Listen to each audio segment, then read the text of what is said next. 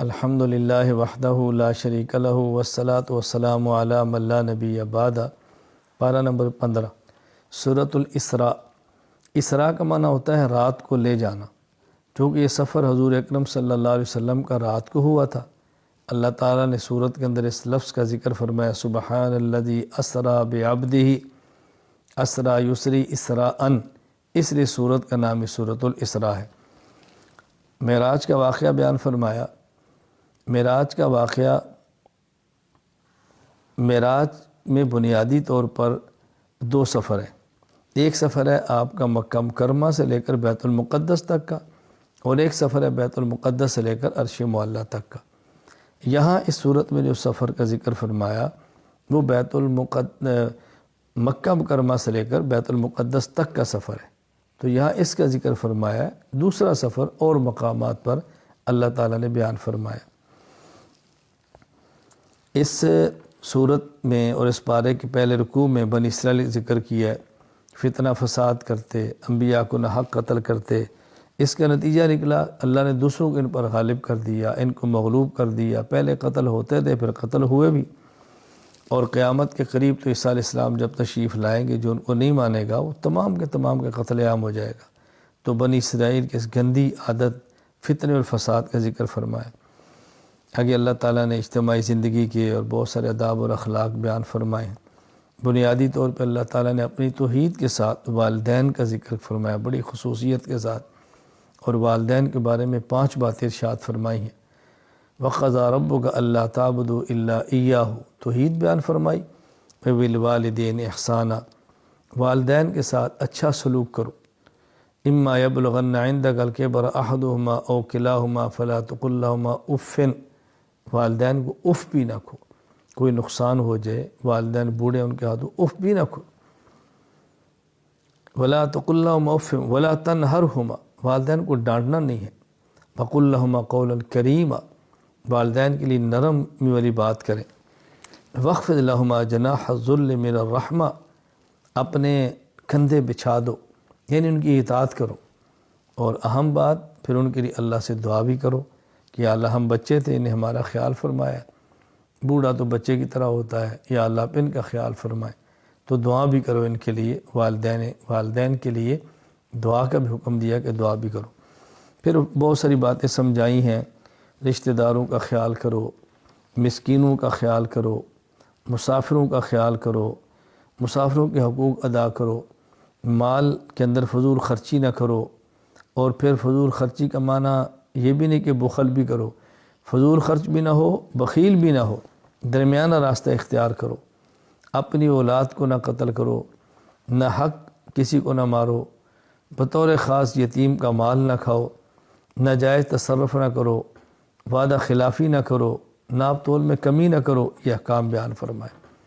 پھر اس میں اللہ تعالیٰ نے ایک سوال کا ذکر فرمایا کہ جو سوال یہود نے یا مشرکین نے یہود سے پوچھ کر کیا، وہ سوال کیا تھا کہ روح کیا چیز ہے؟ وَيَسْأَلُونَكَ عَنِ الرُّوحِ، اللہ تعالیٰ نے سمجھایا کہ روح اللہ کا امر ہے، اس سے زیادہ تم نہیں سمجھ سکتے۔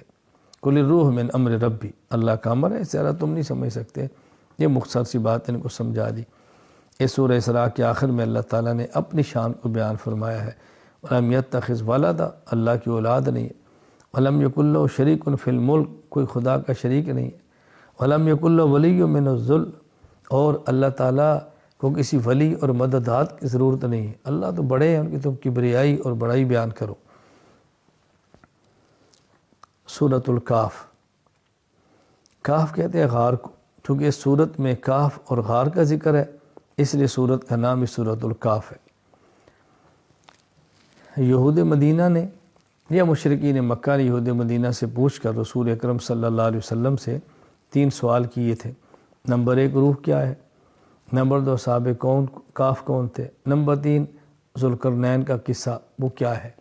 اللہ کے نبی نے فرمایا میں کل بتاؤں گا، کل پھر آگے فرمایا کل بتاؤں گا۔ کچھ دن تک وہی بند رہی، اور اللہ تعالیٰ نے فرمایا وَلَا تَقُولَنَّ لِشَيْءٍ إِنِّي فَاعِلٌ ذَلِكَ غَدًا إِلَّا أَن يَشَاءَ اللَّهُ، میرے پیغمبر آپ یہ فرمایا کرو انشاءاللہ، انشاءاللہ نہیں کہہ سکے۔ 17 دن بعد وہی آئی، خیر کچھ دنوں کے بعد وہی آئی تو یہ ساری بات بتا دی گئی۔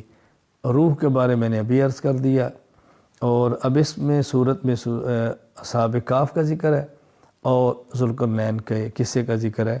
کچھ پارہ نمبر 15 میں ہوگا اور کچھ اس کا ذکر آگے پارہ نمبر 16 کے اندر ہوگا۔ یہ اصحاب کہف اللہ کی عبادت کرتے تھے، بادشاہ سجدے کراتا تھا اپنے آپ کو یا بتوں کو، اس نے ان کو طلب کیا، ان نے توحید کی بات کی، بادشاہ نے ان کے قتل کا آرڈر کیا، یہ لوگ وہاں سے چلے گئے، غائب ہو گئے، چھپ گئے، غار کے اندر چلے گئے، وہاں سوئے۔ قرآن کریم کہتا ہے 300 اور کچھ سال تک یہ لوگ وہاں پہ سوئے رہے۔ تو ایک عرصے کے بعد یہ اٹھے تو بھوک لگی، ایک کو بھیجا کہ جاؤ کھانا لے کر آؤ۔ وہ کھانا لینے کے لیے گیا تو وہاں دیکھا یہ تو 300 سال پرانا سکہ لے کر پھر رہے، بھئی تم کون ہو؟ اس نے اپنا واقعہ بتایا، تو پھر پتہ چلا کہ یہ تو وہ لوگ ہیں کہ جو فلاں دور میں بادشاہ سے دوڑے تھے، اور بادشاہ نے ان کے بارے میں تختی پر نام لکھ کے رکھ دیا تھا کہ جب یہ لوگ مرے تو ان کو پکڑا جائے۔ خیر اس وقت جو کہ لوگ دوبارہ اٹھنے کے، قیامت کو زندہ ہونے کے منکر تھے، تو اللہ تعالیٰ نے ان کے ذریعے مسئلہ حل فرما دیا کہ دیکھو 300 سال سونے کے بعد جو اللہ کسی کو اٹھا سکتا ہے، تو مرے ہوئے کو اللہ دوبارہ کیوں نہیں اٹھا سکتا معاشر کے میدان میں؟ تو ان کا ذکر یہاں اللہ تعالیٰ نے قدر تفصیل کے ساتھ فرمایا ہے۔ آگے پھر اللہ تعالیٰ نے شریعت پر عمل کرنے کے لیے مختلف قصے بیان کر کے بات سمجھائی ہے۔ ایک بندہ وہ ہے جو اللہ کی بات مانتا ہے، ایک وہ جو اللہ کی بات نہیں مانتا، ایک وہ جو اپنے مال پہ ناز کرتا ہے، شکر نہیں کرتا، ناشکری کرتا ہے، اور ایک وہ جو ہر معاملے میں اللہ تعالیٰ کا شکر کرتا ہے، ناشکری کرنے والا تباہ ہو جاتا ہے، شکر کرنے والا بچ جاتا ہے۔ اسی طرح اللہ پاک نے دنیا کی مثال دے کر بات سمجھائی ہے، پھر مال اور اولاد کا ذکر کیا کہ اس کی کیا حقیقت ہے۔ یہ تو دنیا کی عارضی چیزیں ہیں، اصل تو نیک اعمال ہے، وہی انسان کے کام آئیں گی۔ تو یہ چیزیں اللہ تعالیٰ نے یہاں پر بیان فرمائی ہیں اور یہ چیزیں اللہ تعالیٰ نے سمجھائی ہیں۔ پھر یہی جو سورۃ الکہف ہے، اس کے آخر میں اللہ تعالیٰ نے واقعہ ذکر فرمایا ہے۔ اس میں حضرت موسیٰ علیہ السلام کا، حضرت خضر علیہ السلام کا، جو قرآن کریم میں میں اسی کی بات کر رہا ہوں۔ حضرت موسیٰ علیہ السلام اپنے خادم کو لے کر چلے ہیں ایک بندے کی تلاش میں۔ ایک تشت تھا، اس کے اندر مچھلی بون کے رکھ دی اور اپنے خادم سے فرمایا کہ جب یہ مچھلی یہاں سے نکلے اور پانی میں چلی جائے تو مجھے بتا دینا۔ اللہ کی طرف سے بتایا گیا تھا یہی علامت ہے اس بندے کی جس کو آپ نے ملنا ہے، وہاں آپ کو ملے گا۔